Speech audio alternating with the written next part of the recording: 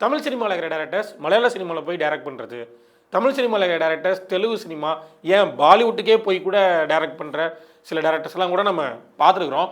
ஆனால் ஹிந்தி, தெலுங்கு, மலையாளம், கன்னடம் இதெல்லாம் தாண்டி ரொம்ப ஃபேமஸ் ஆகாத சில இந்தியன் இண்டஸ்ட்ரீஸ்லாம் இருக்குதுல்ல. குறிப்பிட்டு சொல்லணுன்னா பெங்காலி ஃபிலிம்ஸில் வந்து பெருசாக நம்ம டேரக்டர்ஸ் யாருமே ஒர்க் பண்ணது கிடையாது. அதுபோல் ஒரியா, அப்புறம் இந்த பக்கம் குஜராத்தி, இதை தாண்டி ஃபாரின் லாங்குவேஜஸ்லேயே ஹாலிவுட்டை தாண்டி சில லாங்குவேஜஸ்லாம் இருக்குல்ல, அங்கெல்லாம் நம்மளோட டேரக்டர்ஸ் ஒர்க் பண்ணியிருக்காங்களா அப்படின்னு சொல்லி பார்த்தா பெருசாக யாருமே இல்லை. ஆனால் ஒரே ஒரு ஆள் மட்டும் இங்கேருந்து ஒரிய திரைப்படங்களில் போய் ஒர்க் பண்ணியிருக்கிறாரு. அது மட்டும் இல்லாமல் அவர் ஒரு மலாய் திரைப்படத்திலையும் ஒர்க் பண்ணியிருக்கிறாரு. அவர் தான் டைரக்டர் ராமநாராயணன். அவர் இயக்கிய ஒரிய திரைப்படம் நாகஜோதி அப்படிங்கிற ஒரு படம். அந்த படத்தையும் டைரக்ட் பண்ணியிருக்கிறாரு.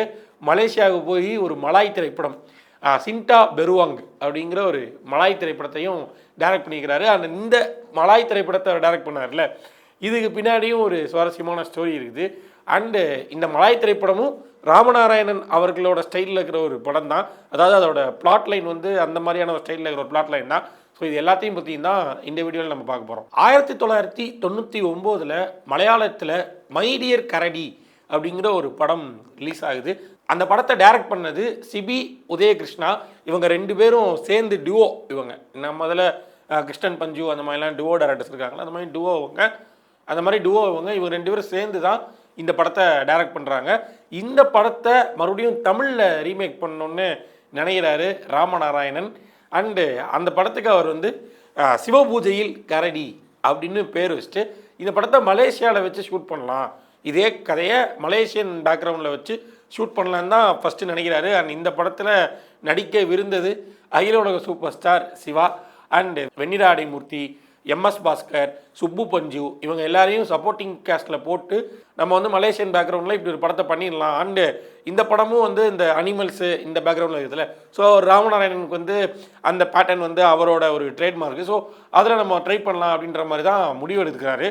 ஆனால் அதுக்கப்புறமா இந்த ப்ராஜெக்ட் வேற ஒரு ப்ராஜெக்டாக மாறுது. ஏன்னா இந்த படம் முதல்ல 2011 ஆரம்பிக்கப்பட்டது. அப்புறம் மறுபடியும் சில காரணங்களால் நின்று போய் மறுபடியும் 2012 இவர் டைரக்ட் பண்ணாமல் பி பாலாஜி அப்படிங்கிற ஒருத்தர் வந்து டைரக்ட் பண்ணி ராமநாராயணன் சார் ப்ரொடியூஸ் பண்ணுறதா இந்த படம் வந்து மறுபடியும் ரெஸ்யூம் செய்யப்பட்டது. ஆனால் அதுக்கப்புறமா இந்த படம் அன்ரிலீஸ்டாகவே முடிஞ்சிருது. ஏன்னா அந்த ப்ராஜெக்ட் வந்து அப்படியே ட்ராப் ஆயிடுது. ஆனால் இதே படத்தை 2012 மலாயிலையும் எடுக்கணும்னு சொல்லி பிளான் பண்ணியிருந்தாங்க.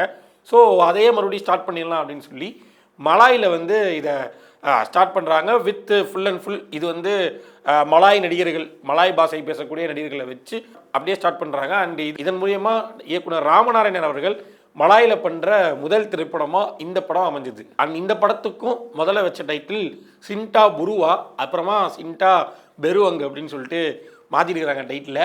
அண்ட் இந்த படத்தில் நடித்த நபீல் அகமத் அவர் வந்து ஒரு பேட்டியில் என்ன சொல்கிறாருன்னா, அவருக்கு படத்தில் நடிக்கணும் அப்படிங்கிறத விட ஒரு இந்தியன் டேரக்டரோட படத்தில் நடிக்கணும் அப்படிங்கிறது தான் பெரிய ஆசையாக இருந்துச்சான். அப்படி ஒரு எக்ஸ்பீரியன்ஸ் எனக்கு கிடைக்கணும்னு நினச்சேன்.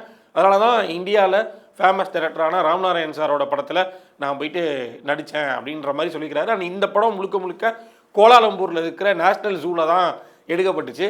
ஆனால் இந்த படத்துக்கு அவங்க எதிர்பார்த்த அளவுக்கு அங்கே பெருசாக வரவேற்பு கிடைக்கல. ஏன்னா ராமநாராயணன் சாரோட காமெடி இது எல்லாமே மலாய் மக்களுக்கு கொஞ்சம் அந்நியமாக தெரிஞ்சிருக்குது. அண்ட் அப்போது எழுதின ரிவ்யூஸ்லையுமே இது வந்து ஒரு தமிழ் படம் மாதிரியும் இல்லை மலாய் படம் மாதிரியும் இல்லை. இந்த காமெடி வந்து மலாய்க்கு வந்து ஒர்க் அவுட் ஆகலை, மலேசியா மக்களுக்கு இந்த காமெடி சுத்தமாக ஒர்க் அவுட் ஆகலை அப்படின்ற மாதிரி எழுதியிருந்தாங்க.